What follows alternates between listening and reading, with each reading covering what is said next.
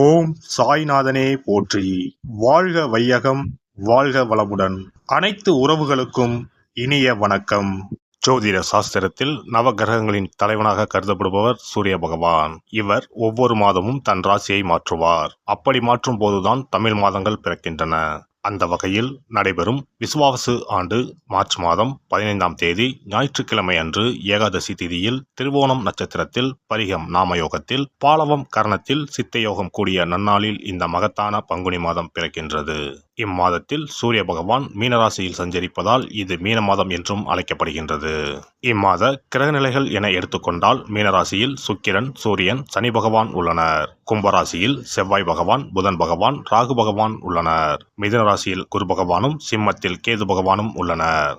இம்மாத கிரகப்பெயர்ச்சி என எடுத்துக்கொண்டால் சுக்கிர பகவான் பங்குனி மாதம் 13ஆம் தேதி மேசராசிக்கு பயிற்சியாகின்றார். செவ்வாய் பகவான் இம்மாதம் 18ஆம் தேதி கும்பராசியில் இருந்து மீனராசிக்கு பயிற்சியாகின்றார். புதன் பகவான் இம்மாதம் 23ஆம் தேதி சனி வீடான கும்பத்தில் இருந்து குரு வீடான மீனத்திற்கு செல்கிறார். இந்த கிரகங்களின் பெயர்ச்சியால் இம்மாதம் உங்களுக்கு எவ்விதமான பலன்கள் கிடைக்கப் போகிறது, அது சாதகமாக அமையுமா இல்லை பாதகமாக அமையுமா என்பதனை பற்றி காண்போம். பிறக்கப் போகும் இம்மாதத்தில் ஒரு சில ராசிக்காரர்களின் சிக்கி சீரழிந்த வாழ்க்கை பயணம் மாறப்போகிறது. மனக்கசப்பில் வாழ்ந்து வந்த உங்களுக்கு இனி வசந்த காற்று வீசப்போகிறது. எதிரில் எமனே வந்தாலும் சிவனின் அருளால் எதிர்த்து நின்று போராடும் பலம் உங்களை வந்து சேரும். உங்கள் பிறப்பு ஒரு சாபக்கேடு அல்ல, அது சரித்திரம் படைக்கப் போகிறது. வரும் வாய்ப்பினை சரியாக பயன்படுத்திக் கொண்டு உங்கள் வாழ்வில் வளமும் நலமும் செல்வ செழிப்பும் பெற்று வாழ்வில் உயரிய நிலையை அடைய வேண்டும்.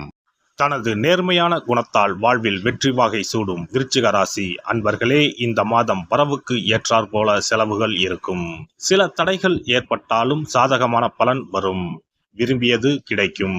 அதே நேரத்தில் அதற்காக கூடுதலான முயற்சிகள் மேற்கொள்ள வேண்டியிருக்கும். பயணத்தில் தடங்கல்கள் ஏற்படலாம். மனதில் ஏதாவது ஒரு கவலை இருந்து கொண்டே இருக்கும். வாய்க்கு ருசியான உணவுகள் கிடைக்கும். உடல் ஆரோக்கியத்தில் மட்டும் கவனம் தேவை. வீண் செலவுகள் உண்டாகலாம். தொழில் வியாபாரத்தில் லாபம் குறையும், பணவரத்து சீராக இருக்கும். ஆர்டர்கள் வருவது தாமதப்படும். வாடிக்கையாளர்களிடம் அனுசரித்து செல்வது நல்லது. வியாபாரத்தில் இதுவரை இருந்து வந்த போட்டிகள் குறையும். உத்தியோகத்தில் இருப்பவர்களுக்கு வீண் அலைச்சல் ஏற்படும். சக ஊழியர்களிடம் இருந்து வந்த மன வருத்தங்கள் நீங்கும். மேல் அதிகாரிகள் சொன்ன வேலையை செய்து முடிப்பதில் ஆர்வம் காட்டுவீர்கள். குடும்பத்தில் வீண் குழப்பம் ஏற்பட்டு நீங்கும். வாழ்க்கை துணையின் பேச்சை கேட்டு செயல்பட வேண்டி இருக்கும். கணவன் மனைவிக்கு இடையே வாக்குவாதங்களை தவிர்ப்பது நல்லது.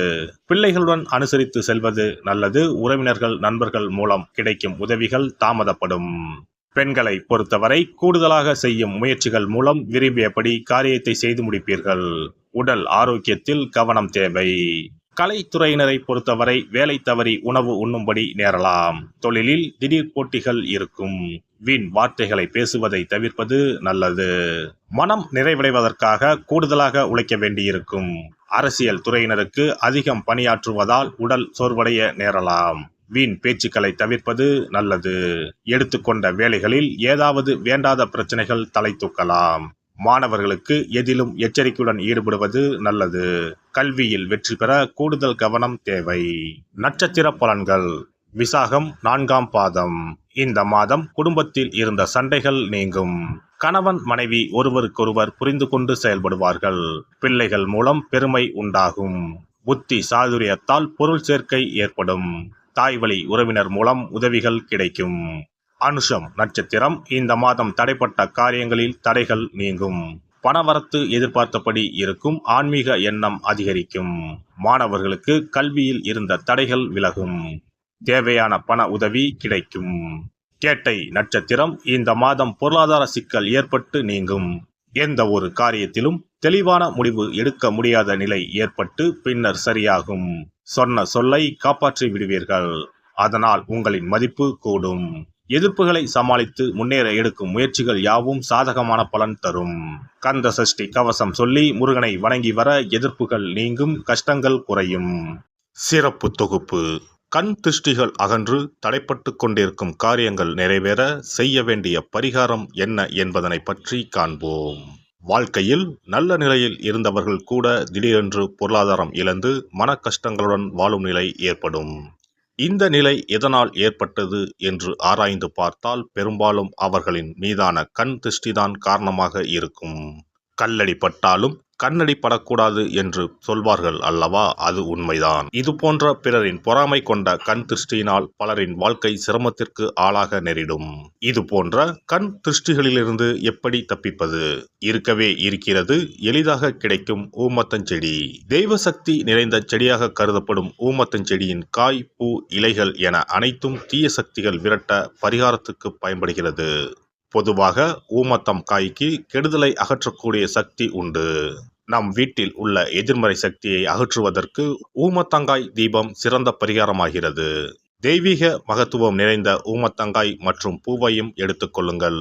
வீட்டுக்கு அருகில் இல்லை என்றால் நாட்டு மருந்து கடைகளில் கிடைக்கும். இந்த 2 பொருட்களையும் மஞ்சள் தண்ணீரை கொண்டு நன்றாக கழுவி விடுங்கள். சிறிது நேரம் அவற்றிலுள்ள ஈரம் போக ஆறவிட்டு பிறகு அவற்றை ஒரு மஞ்சள் துணியில் குலதெய்வத்தை வேண்டி ₹1 நாணயத்தோடு சேர்த்து முடிந்து வீட்டின் நிலைப்படியில் கட்டி தொங்க விடுங்கள். இந்த முடிச்சை வெள்ளிக்கிழமை அல்லது ஞாயிற்றுக்கிழமைகளில் தயார் செய்து வாசல் படியில் கட்டுவது சிறப்பு. தினமும் வீட்டில் தீபம் ஏற்றி காண்பிக்கும் போது இந்த முடிச்சுக்கும் காண்பிக்கவும். இதேபோல் ஊமத்தம் இலைகள் கிடைத்தால் அந்த இலைகளை சுத்தமான மஞ்சள் தண்ணீரில் கழுவிவிட்டு அவற்றை கொண்டு வீட்டில் இருக்கும் விநாயகருக்கு திங்கள் கிழமைகளில் தொடர்ந்து அர்ச்சனை செய்து வர வேண்டும். ஊமத்தம் பூவையும் விநாயகருக்கு சூட்டலாம். 3 வாரங்கள் தொடர்ந்து திங்கள் கிழமைகளில் விநாயகருக்கு ஊமத்தை இலையால் அர்ச்சனை செய்து ஊமத்தம் பூவை சூட்டி வழிபட்டால் வீட்டில் உள்ள கெட்ட சக்தி நடமாட்டம் மற்றும் கண் திருஷ்டிகள் தீரும். ஊமத்தம் செடியும் சிவபெருமானுக்கு உகந்த இலை ஆகும்.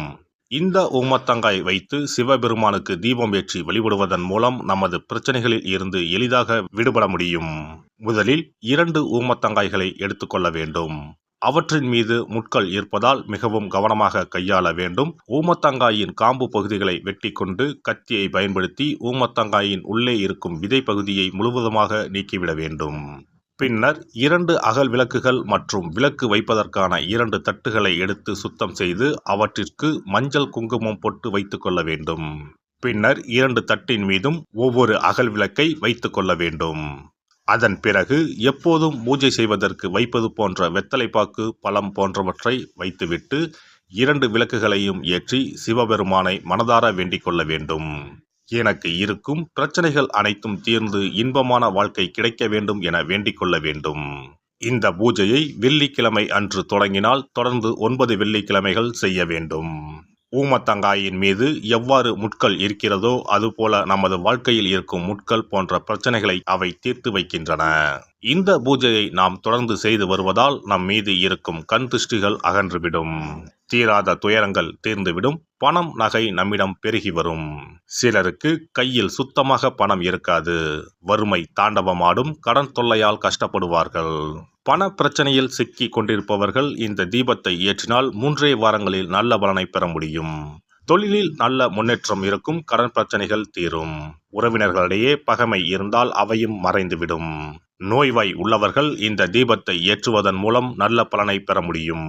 பொதுவாகவே எந்த பரிகாரம் என்றாலும் அதை முழு நம்பிக்கையுடன் செய்தால் மட்டுமே முழு பலன் கிடைக்கும் என்பதை நினைவில் கொள்ளுங்கள்.